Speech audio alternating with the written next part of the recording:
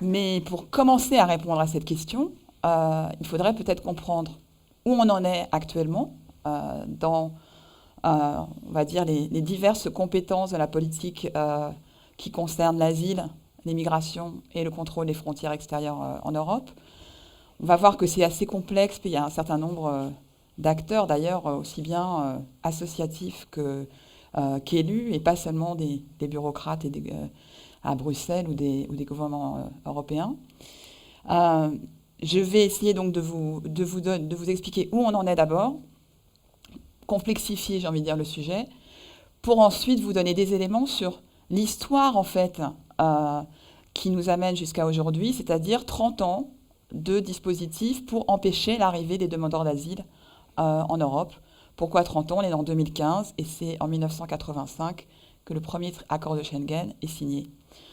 Donc on a quand même un petit peu de recul, on sait, voilà, ce qui est censé être tout à fait nouveau depuis cet été, on a quand même des éléments pour savoir que finalement ça fait 30 ans qu'on mène le même type de politique avec le même objectif, empêcher l'arrivée sur le sol d'un pays européen, démocratie libérale, avec des garanties, l'état de droit, on en parle beaucoup en ce moment, des garanties pour les droits des personnes, qui fait que ça sera plus difficile, une fois qu'ils sont arrivés dans un pays européen, de les reconduire à la frontière, comme on dit de façon euphémisée, c'est-à-dire de les renvoyer chez eux ou chez des pays voisins. Euh, à l'occasion de cette conférence, vous allez voir qu'on va, j'espère, pouvoir mobiliser presque toutes les sciences sociales. J'ai parlé un petit peu d'histoire déjà, on a quand même des repères historiques.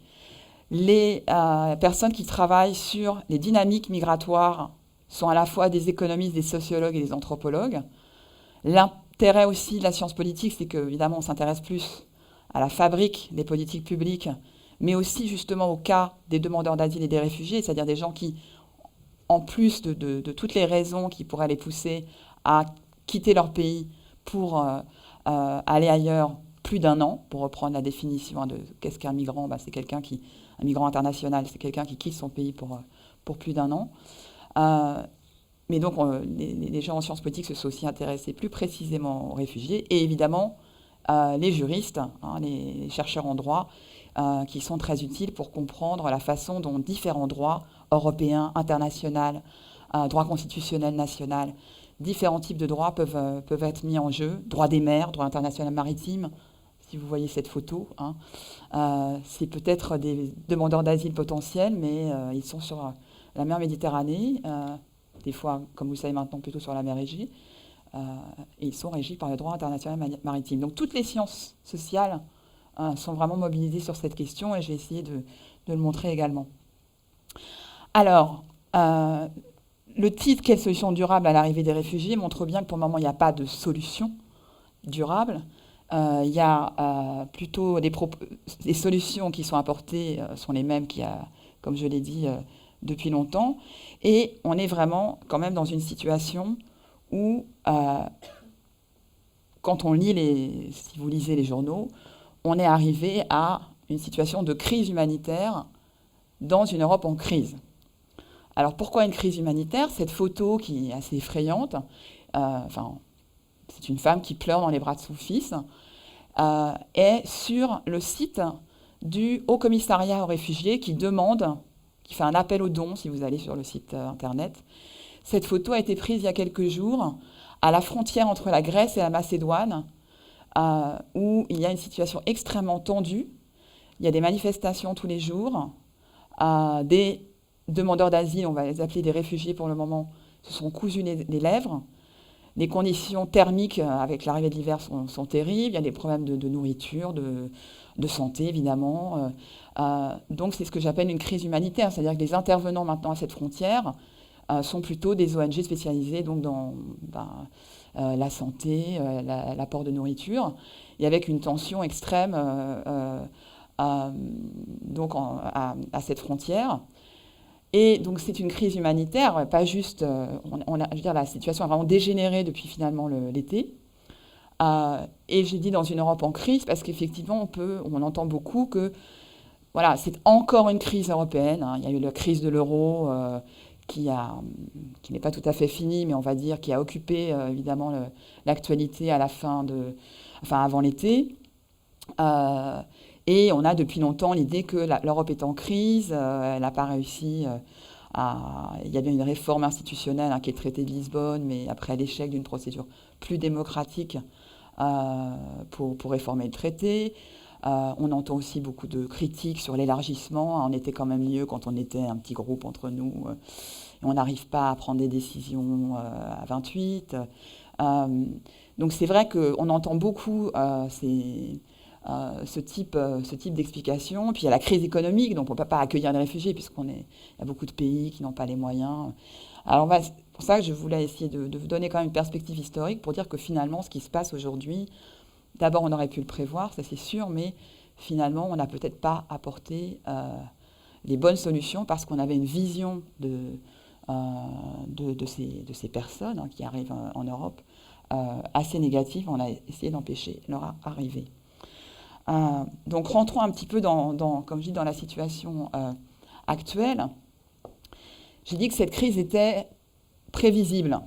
Alors si c'est prévisible, c'est peut-être pas inéluctable, mais si vous regardez juste le cas syrien, sachant qu'évidemment il y a d'autres pays où la situation est une situation de guerre civile ou une situation où le gouvernement, s'il y a un gouvernement ou un État s'attaque à ses propres populations. Il y a plein de pays sources, on parle beaucoup de l'Érythrée aussi, évidemment les problèmes en Irak.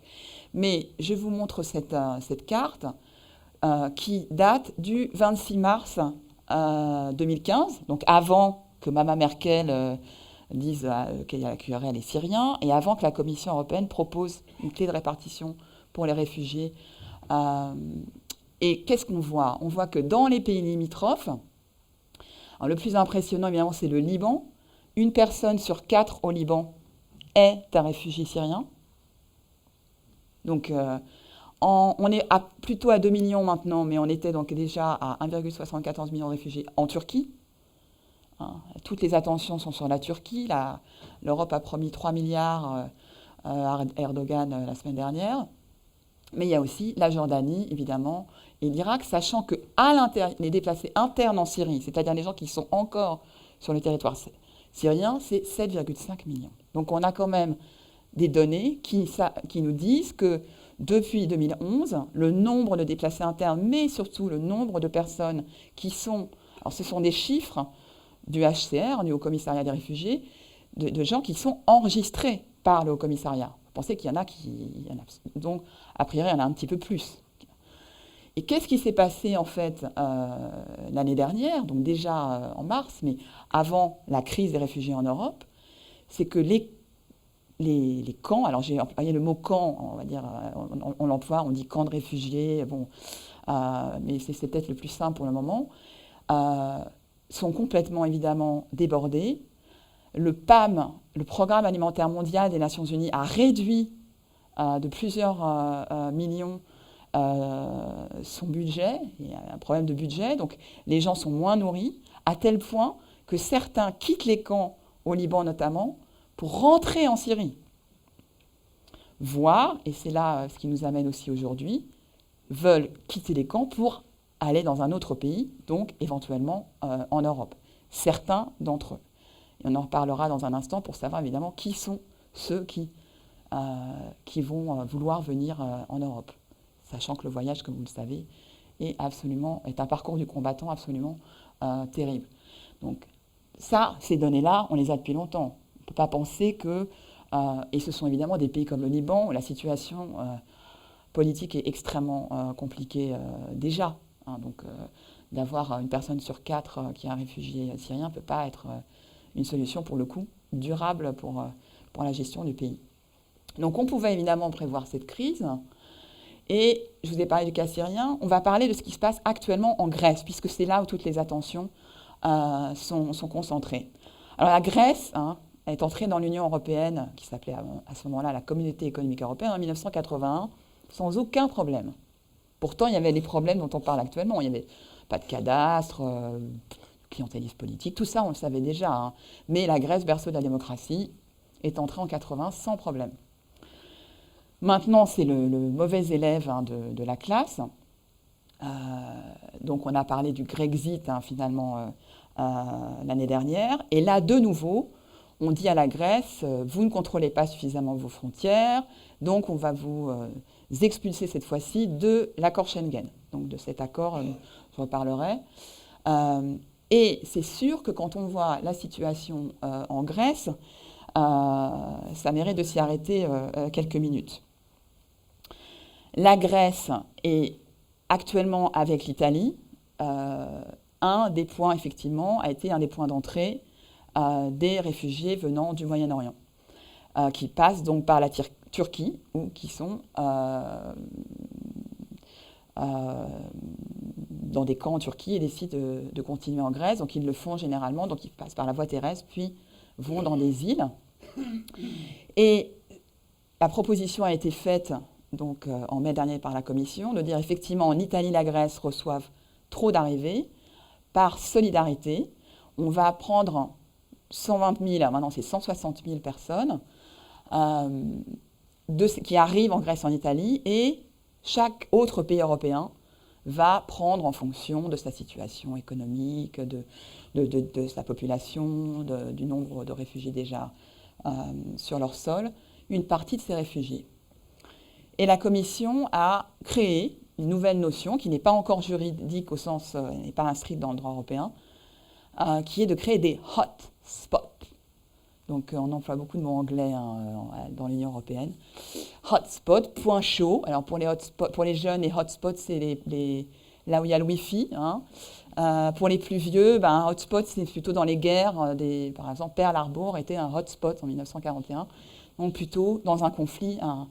Donc c'est à la fois, je dirais, une évocation peut-être positive et négative dans l'esprit des gens. Et avec l'idée qu'on va créer donc des centres de tri, qui sont ces hotspots, dans les pays, qui vont décider telle personne est un réfugié, il peut passer, telle personne est un migrant économique, on le renvoie dans son pays. Le premier a été inauguré, alors en fait je me suis trompée dans les dates, je suis désolée, c'est le 16 octobre, mais ça ne change pas grand-chose. Le 16 octobre 2015, vous voyez 3 messieurs en costume, très bien habillés, avec tous les éléments de l'Union européenne. Ils ont leur beau pupitre avec le drapeau. On voit que c'est un temps très important. Il y a un ministre grec, et puis il y a un représentant de l'agence européenne Frontex et de la Commission européenne. Quand on voit cette photo, elle pourrait être prise à Bruxelles. On a l'impression que c'est un petit peu standard. Ils sont dans un petit... Et ils viennent donc inaugurer ce hotspot, qui est la nouvelle trouvaille de l'Union européenne. Juste dehors, pour vous donner, voilà, qu'est-ce qui se passe, qu'est-ce qui se passe dehors. On voit des gens qui, eux, sont bien habillés aussi, mais peut-être pas non plus avec la cravate quand même. Des hommes, des femmes. Alors, la photo n'est peut-être pas d'excellente qualité, mais on voit des oliviers. Nous sommes bien sur l'île de Lesbos, qui est connue bien sûr parce que c'est là où est née la poétesse Sappho. Mais clairement, j'ai perdu clairement, là, ni les messieurs de l'Union européenne, ni ces gens-là ne sont venus pour faire du tourisme. Ils arrivent à ce moment-là, et ce qu'on leur voit ce qui est assez intéressant, juste pour faire un détour historique, cette île de Lesbos est une île de réfugiés historiquement. Pourquoi ? Parce que si vous voyez donc à votre droite, c'est la Turquie à droite.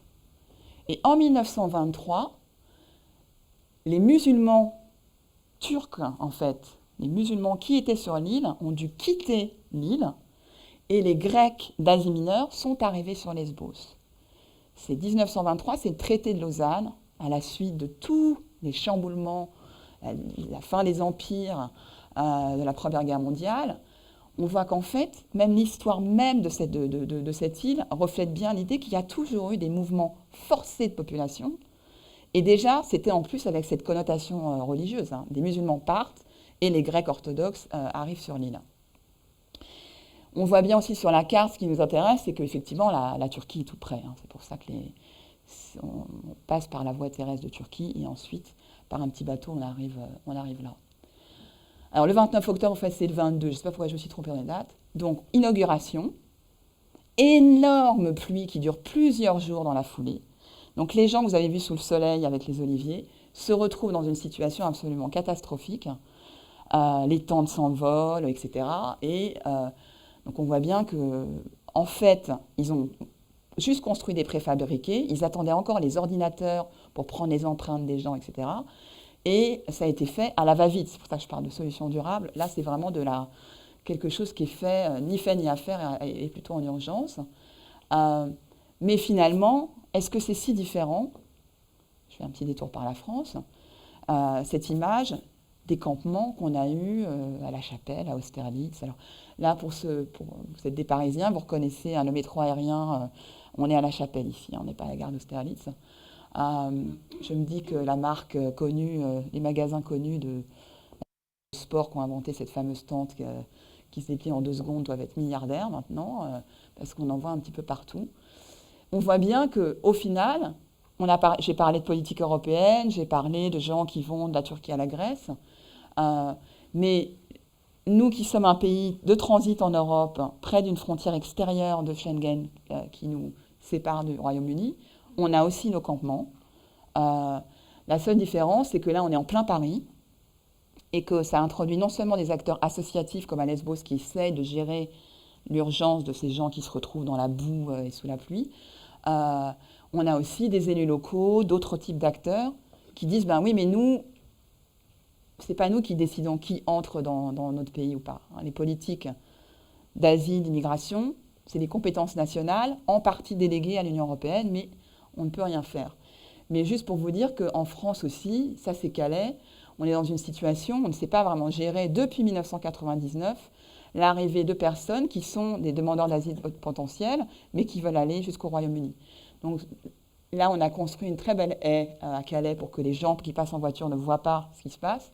Et on a créé une soupe populaire de l'autre côté pour canaliser un petit peu les migrants. Donc là encore, on voit bien que même si c'est une question européenne, avec les pays qui ont encore énormément de compétences sur l'attribution du statut de demandeur d'asile, etc., ça affecte bien sûr aussi des populations locales et ça engage des acteurs associatifs. Hein. Donc c'est pas tout le monde d'une certaine manière est concerné par ce qui se passe. Donc je reviens à Lesbos. C'est une image assez hallucinante en fait, cette image, parce qu'en fait, donc, vous voyez les hauts fils barbelés, derrière il y a ces fameux, vous voyez les préfabriqués, c'est préfabriqué un petit peu normal, ou qui doivent être, donc certains, on va enregistrer le nom, on va regarder les passeports, on va enregistrer, on va prendre les empreintes, et certains étaient censés aussi héberger ces personnes, sauf que là, ils sont coincés dehors, c'est-à-dire qu'ils ne peuvent pas rentrer, il y a trop de monde, et c'est une situation absolument ingérable. Et d'ailleurs, la Grèce a dit qu'elle attendait toujours qu'on lui donne de l'argent de l'Union européenne. Il y a évidemment du Fonds européen des réfugiés. Donc pour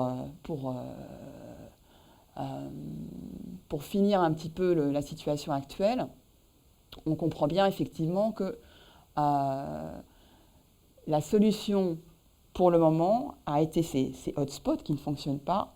Et il y a quelques semaines, on a dit il faut que la Grèce soit expulsée de l'accord Schengen. Alors, l'accord Schengen, tout le monde a entendu parler de ce qu'on appelle aussi l'espace Schengen. Juste pour vous rappeler un petit peu quand même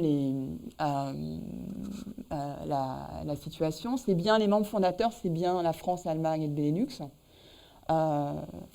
Et si je continue, j'ai un peu avancé. Voilà. Il y a une femme qui a aussi une cravate, c'est Catherine Lalumière, c'est la française.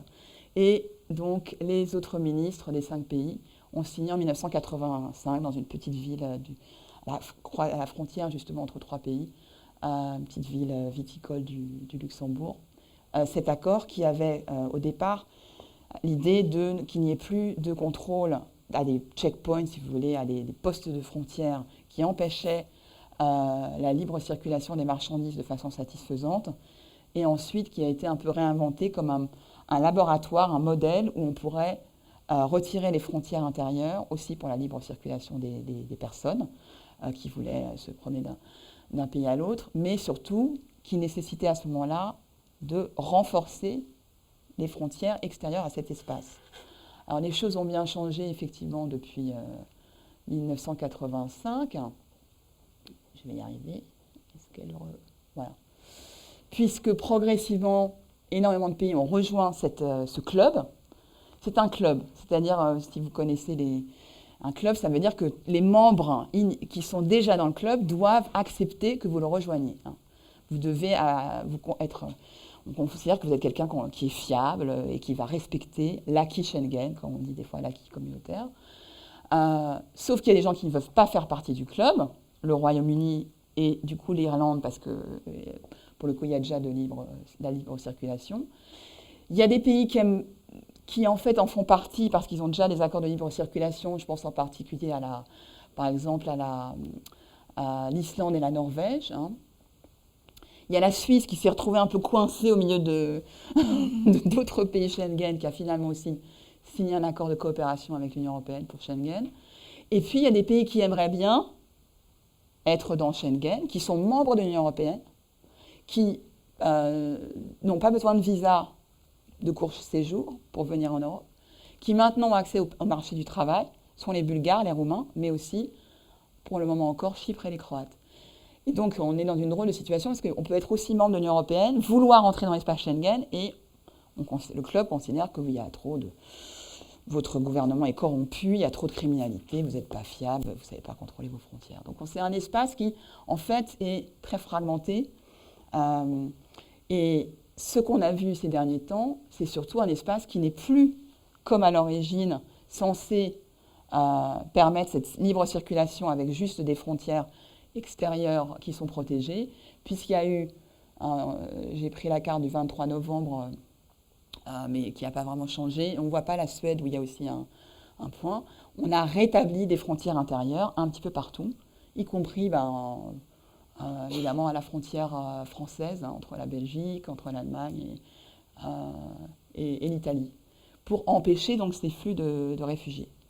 Donc on a l'impression qu'on remet en cause vraiment... le gouvernement français et le gouvernement allemand ont écrit une lettre, enfin plus exactement M. Hollande et Mme Merkel, en disant il faut changer, Schengen c'est l'idéal de la libre circulation, il faut le sauver, même si...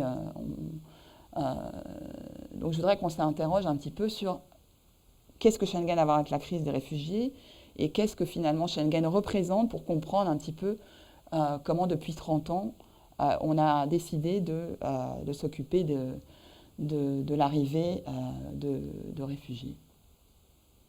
Pour changer, parce que pour le moment, tout ce que je vous ai montré, on a l'impression que les solutions aggravent les problèmes.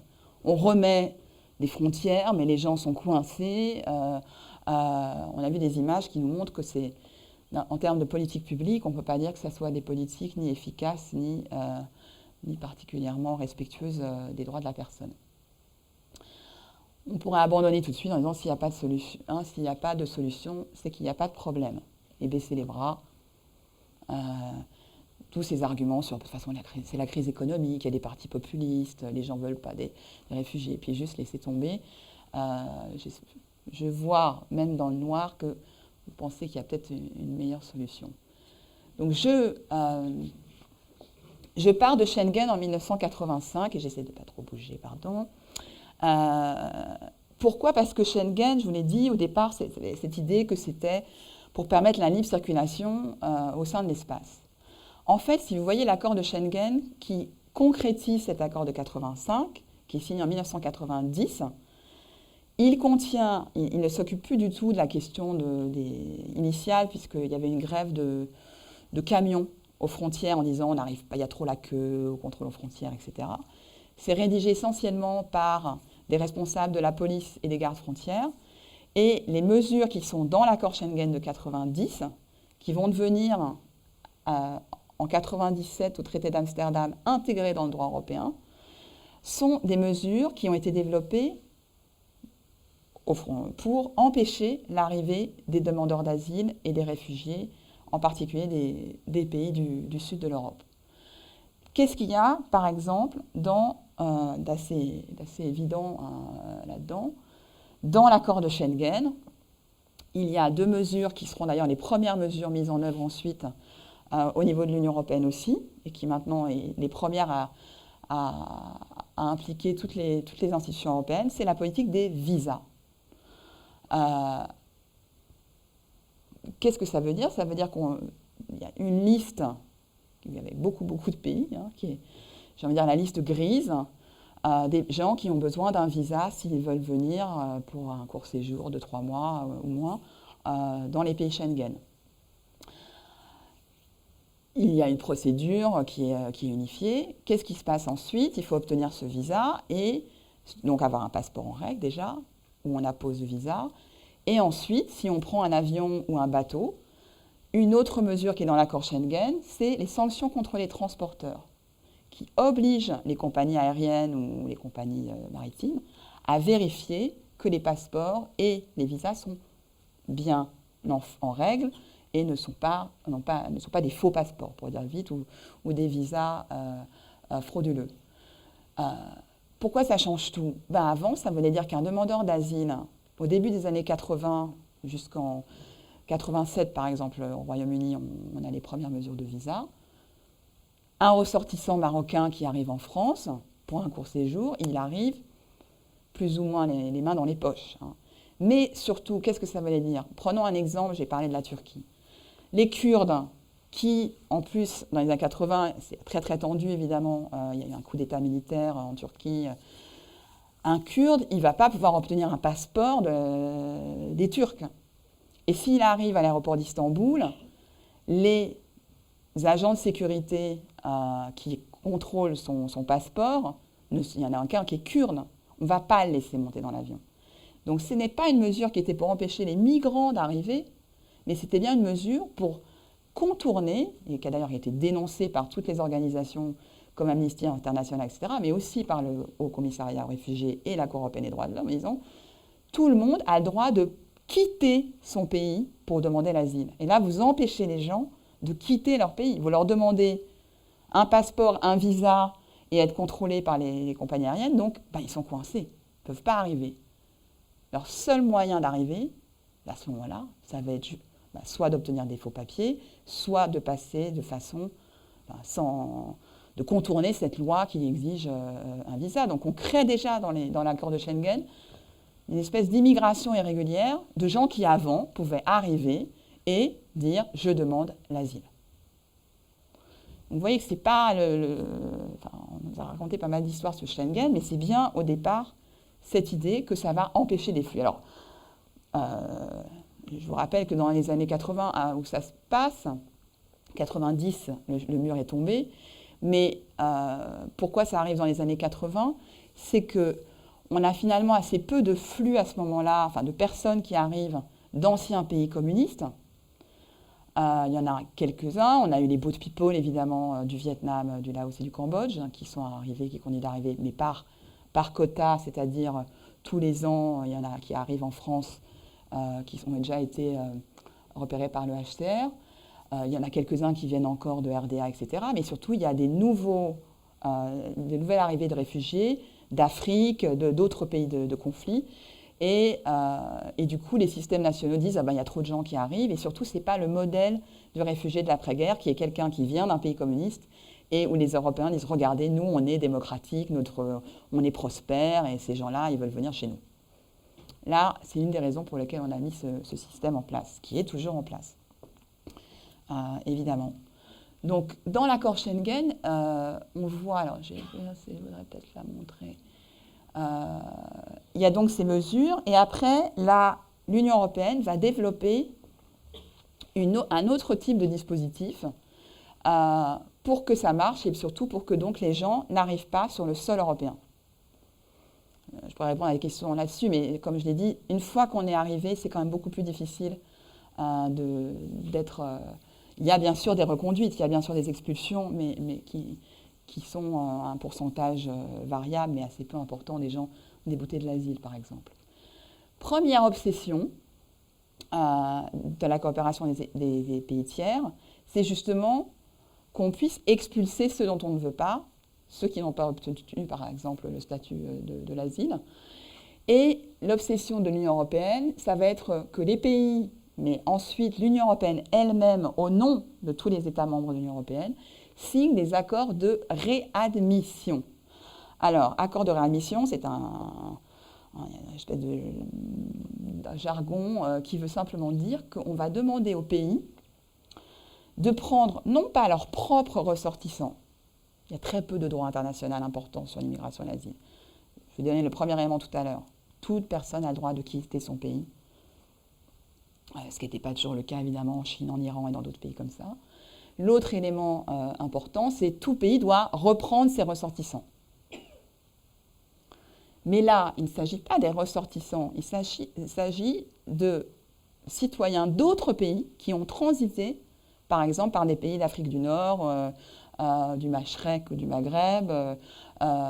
Et donc, on demande à ces pays de prendre des gens qui ne sont pas leurs propres ressortissants, en disant, voilà, ce Malien, il est arrivé chez nous par le Maroc, donc le Maroc doit le reprendre, même s'il est malien, et de toute façon, il a mangé ses papiers en venant, mais on pense qu'il est plutôt malien, donc on sait qu'il vient du Maroc, donc vous le reprenez.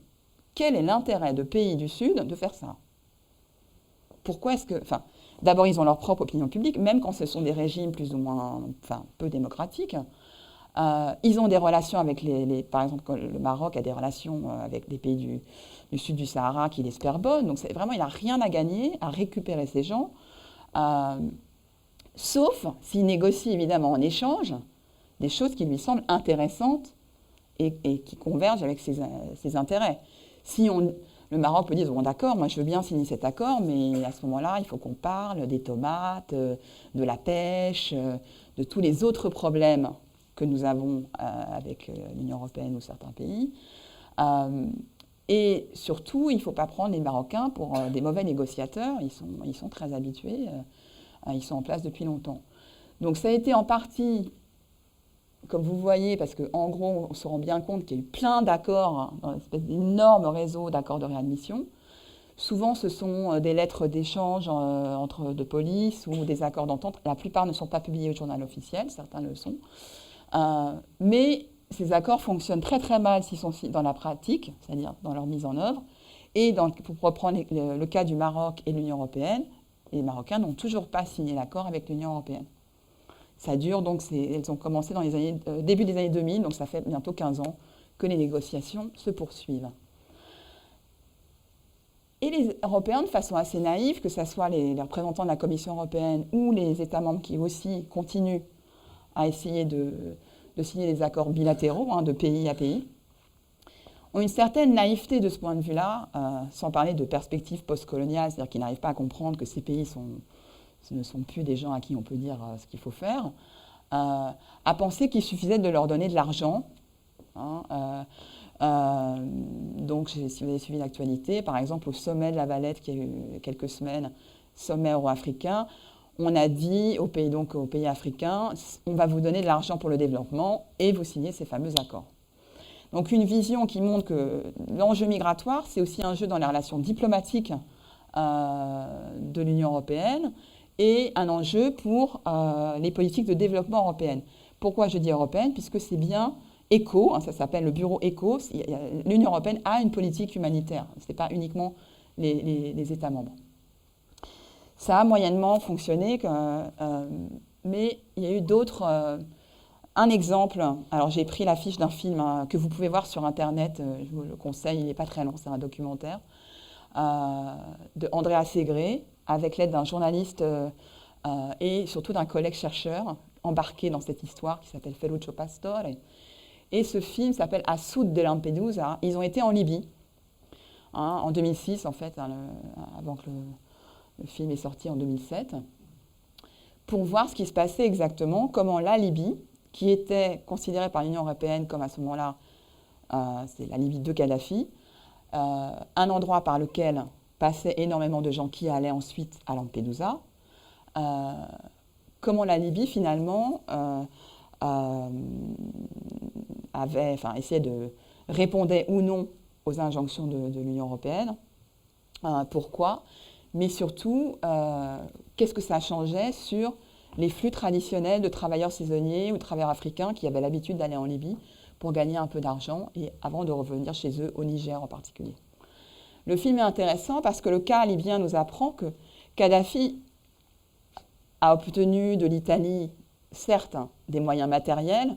Il voulait construire une grande autoroute une autostrade au milieu du désert du Sahara, mais surtout, il a obtenu ce qui est bien plus précieux, c'est-à-dire des moyens, une reconnaissance symbolique importante, puisqu'on a remis la Libye dans le concert des nations, on a rétabli les relations diplomatiques avec Kadhafi. Il a été accueilli en grande pompe dans plusieurs États membres, dont chez nous. Et donc on voit que dans cette obsession d'empêcher les flux, on est prêt à faire des pactes avec le diable, d'une certaine manière. L'Union européenne a financé des centres de détention en Libye. Hein, les sous du contribuable européen et de ceux qui payent la TVA quand vous achetez n'importe quel produit. Hein. Des parlementaires y ont été. Hein, c'est la seule chose qu'on sait, c'est que les parlementaires européens y ont été. Il y a une europarlementaire écologiste qui avait fait un rapport à ce moment-là. Le cas de Kadhafi montre que, on peut parler du Maroc comme étant peut-être un peu différent de la Libye, mais ça a servi à l'Union européenne un temps pour dire, voilà, on arrive à contrôler la frontière libyenne et c'est comme ça qu'on va pouvoir diminuer les départs qui arrivent plutôt à Lampedusa. Kadhafi, comme vous le savez, n'est plus là, en très très mauvais état. On va dire ça comme ça. Et effectivement, la route venant de Libye a été en partie réouverte, même si alors maintenant on dit qu'il n'y a plus d'État en Libye, c'est un petit peu plus compliqué, mais c'était pour vous donner un exemple, un autre exemple de la façon dont on essaie de coopérer avec les pays du Sud pour que les demandeurs d'asile, ou les migrants d'ailleurs, n'arrivent pas. Quand ça ne marche pas, c'est-à-dire les deals comme on a pu le faire entre l'Union européenne et Kadhafi, on a essayé une solution assez radicale, il faut bien le dire, avec la création de l'agence Frontex, c'est français, Frontex, hein, frontières extérieures, une agence européenne dont le budget a explosé ces dernières années, mais qui, en 2006, est encore commence ses premières opérations, où en fait l'agence ne fait que organiser et piloter une opération en mer dont les moyens et le personnel est fourni par divers États membres, qui peuvent être allemands, italiens, espagnols, français, donc des États membres de l'Union. Là, on voit que ça ressemble quand même à une opération militaire, si on voit les moyens déployés. On est en 2006. Le problème à ce moment-là, c'est les arrivées vers les îles des Canaries, voire donc Gibraltar, les Canaries. On est vraiment très très à l'ouest par rapport à la situation actuelle. Hein, on est en Grèce et en Macédoine. Et ce qui est intéressant, alors, pour un collègue juriste, hein, c'est de voir que les pays comme la Mauritanie et le Sénégal, d'où partent un certain nombre de personnes pour aller donc aux Canaries, ont donné leur accord pour que ces forces européennes interviennent dans leurs eaux territoriales. En fait, ça paraît tout à fait normal si on a l'accord du pays. J'en reviens à mon idée, les personnes qui ont le droit de quitter leur pays pour demander l'asile. On ne sait pas s'ils l'obtiendront, mais au moins pour qu'on examine leur demande, où ils vont devoir prouver d'après la Convention de Genève, que certains pays n'ont pas signé. La Libye n'a jamais signé la Convention de Genève, mais la personne doit pouvoir arriver et dire « j'ai des bonnes raisons pour penser que moi, personnellement, en raison de mes opinions politiques, religieuses, de mon ethnie, je cours un danger important dans mon pays. » Ou même si moi, personnellement, ce n'est pas tout à fait le cas, on ne peut pas me renvoyer dans mon pays parce que je risque d'être torturée ou de subir des traitements dégradants. Donc là, on voit que l'Union européenne a été assez loin pour empêcher le départ, en fait, hein, pour empêcher l'émigration de l'Afrique. Comme je dis, ce n'était pas tout à fait légal tout ça.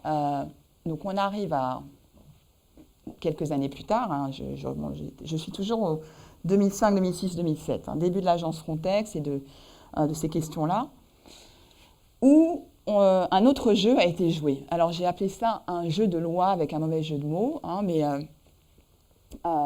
cette photo, je l'ai vue le 2 juillet 2007. Alors, je suis née le 2 juillet, donc c'est pour ça que je m'en souviens. J'étais professeure en Italie à l'époque, et c'est une dame de RFI. À l'époque, il n'y a que RFI qui s'intéresse à cette question, hein. Les autres médias, pas du tout. Mais RFI, ils sont très, très orientés là-dessus. Elle m'appelle, elle dit « Vous avez vu la photo? Vous avez vu ça ?» Je dis « Écoutez, non. » Donc elle m'envoie la photo, elle dit « Alors, qu'est-ce que vous en pensez ?» Je dis « Déjà, j'ai du mal à savoir ce que c'est. » Et je ne sais pas ce que ça vous évoque, si vous voyez à peu près, c'est quand même un filet de pêche, un grand, grand filet de pêche. Donc le 2 juillet, voilà ce qui s'est passé. On est dans la Méditerranée, quelque part en Méditerranée. Il y a en fait 27 hommes qui viennent de 12 pays africains différents, qui sont partis depuis 10 jours, en fait, a priori des côtes libyennes. Ils ont payé chacun à peu près 1 000 €. On le sait parce qu'il y a eu des survivants. Hein. L'histoire ne se termine pas si mal. Hein. Enfin, ils ne sont pas morts. Mais ils ont passé donc 10 jours déjà d'une traversée. Et le bateau a fini par... leur bateau de fortune a coulé. Ils ont été de toute façon depuis longtemps abandonnés par les passeurs. Et ils se sont accrochés à un filet d'un bateau de pêche qui pêche des thons, qui était un bateau maltais. Ils sont restés 3 jours. 3 jours en pleine mer, en plein soleil. On se déshydrate, hein, il faut le savoir, parce qu'on ne peut pas boire de l'eau de mer. Et pendant 3 jours, ils sont restés accrochés. Le capitaine maltais avait peur de ces 23 hommes africains et des dangers que ça pouvait représenter pour lui. Donc il les a laissés là, pendant que 3 pays se battaient pour savoir qui était responsable pour accueillir ces personnes. Malte, la Libye et l'Italie, qui finalement a dit, on n'est peut-être pas à 23 près, vu le nombre de personnes qui arrivent à Lampedusa, mais qui en fait n'était pas le pays responsable. Et là, j'en viens à ce quand j'ai parlé de droit international maritime, c'est qu'on ne considère plus que ces personnes sont des demandeurs d'asile. On considère que c'est des personnes à sauver en mer. Donc, ce qui compte, c'est le droit international maritime. Et le monde est divisé en Search and Rescue Zone, hein, c'est un nom anglais qui veut dire chacun doit s'occuper des gens qui sont dans les zones internationales, mais dans leur petit périmètre où ils doivent donc aller chercher et sauver les gens en mer. Et Malte disait non, c'est pas notre zone, la Libye non plus. Et puis finalement, l'Italie, au bout de 3 jours, a dit bon, on va peut-être empêcher. Et il n'y a pas eu effectivement miraculeusement, ils sont arrivés en mauvais état, hein, mais il n'y a pas eu de mort à cette occasion. Donc là, on voit que même quand on n'a pas d'opération militaire, on a eu les visas, les sanctions contre les transporteurs, une coopération un petit peu donnant-donnant qui marche plus ou moins bien avec les accords de réadmission, puis ces opérations militaires de Frontex dans les eaux territoriales. Là, on n'est plus dans les eaux territoriales, mais on voit qu'on arrive, chaque pays continue à se renvoyer la balle. Solution durable, certes pas. Hein. Mais toujours cette idée que les gens vont, du coup, là, dans ce cas-là, ils arrivent en Italie, mais on essaie de les renvoyer le plus loin possible. Alors, pour donc envisager une autre solution que celle qui est mise en œuvre depuis 30 ans en Europe, il faut déjà peut-être commencer tout simplement. Alors moi, j'ai essayé de mettre à plat un petit peu les attitudes de l'Union européenne, le type de politique qu'ils ont mis en œuvre. En fait, il faudrait repartir peut-être tout simplement de la sociologie des migrations, ou aussi des anthropologues qui travaillent là-dessus. Déjà considérer que demandeur d'asile ou migrant, parce que pour un sociologue, le demandeur d'asile, c'est juste une catégorie juridique. Hein. Donc on considère que tout le monde est un migrant, et puis après, il va être catégorisé différemment. Ça va être le regroupement familial, l'asile. On peut être étudiant, hein. Un étudiant qui reste plusieurs années est aussi considéré comme un migrant, puisqu'il reste plus d'1 an. Mais ça n'intéresse pas trop les sociologues d'une certaine manière. Eux, ils veulent comprendre pourquoi les gens migrent, pourquoi ils quittent leur pays. Ça intéresse aussi les économistes. Si on repart de là, et qu'on regarde aussi pourquoi les gens choisissent de partir, pourquoi ils choisissent telle destination, et si on regarde ce que aussi les sociologues ont étudié, c'est-à-dire qu'est-ce qui se passe après, quelles sont les relations entre ces gens qui sont maintenant en Angleterre, en Allemagne, en Suède, pour parler des pays qui accueillent pas mal de demandeurs d'asile depuis ces 20 ou 30 dernières années, qu'est-ce qui se passe dans leur pays d'origine, quelle est la relation finalement transnationale entre deux espaces de ces migrants. Sujet qui, en France, apparemment, n'intéresse pas beaucoup les politiques, même si on a été reçu avec certains collègues récemment à l'Élysée, au ministère des Affaires étrangères, c'était quand même octobre-novembre 2015, donc c'est un petit peu tard par rapport à la situation. Très très rapidement, et je pourrais répondre à des questions là-dessus, les gens partent généralement pour les économistes parce qu'ils ont fait un calcul coût-bénéfice au niveau individuel. Ils pensent qu'il y a un coût à la migration, pas juste le coût du voyage, mais le coût d'arriver dans un pays où on ne connaît pas bien la langue, on n'a pas forcément tous les contacts, on peut se retrouver au chômage, etc. Maintenant, il y a le coût du danger même du voyage, mais qu'au final, il y a un bénéfice qui est supérieur. Ça, c'est un raisonnement d'économiste, mais qui peut être appliqué, je dirais, ça ne concerne pas uniquement les revenus, parce qu'il y a des théories économistes qui parlent uniquement de la différence de revenus entre pays d'accueil et pays d'origine. Il y a quelque chose d'assez intéressant qui s'appelle donc la nouvelle économie des migrations de travail, qui est intéressante aussi pour nos réfugiés, qui pensent que souvent ce qui se passe, c'est que, imaginez une famille dans un village en Syrie, mais ça peut être évidemment dans un pays africain, qui a plusieurs enfants, on ne va pas mettre tous les œufs dans le même panier. On va servir d'un des fils, par exemple, ou maintenant il y a de plus en plus de femmes, il y a autant de femmes que d'hommes migrants dans le monde. Mais disons un des fils, le plus débrouillard, on va l'envoyer à l'étranger. Un autre, on va plutôt l'envoyer à la capitale, il va aussi migrer, mais en restant dans le pays. Pourquoi on va faire ça? Parce que si c'est une situation rurale, il y aura des bonnes années, il y aura des mauvaises années.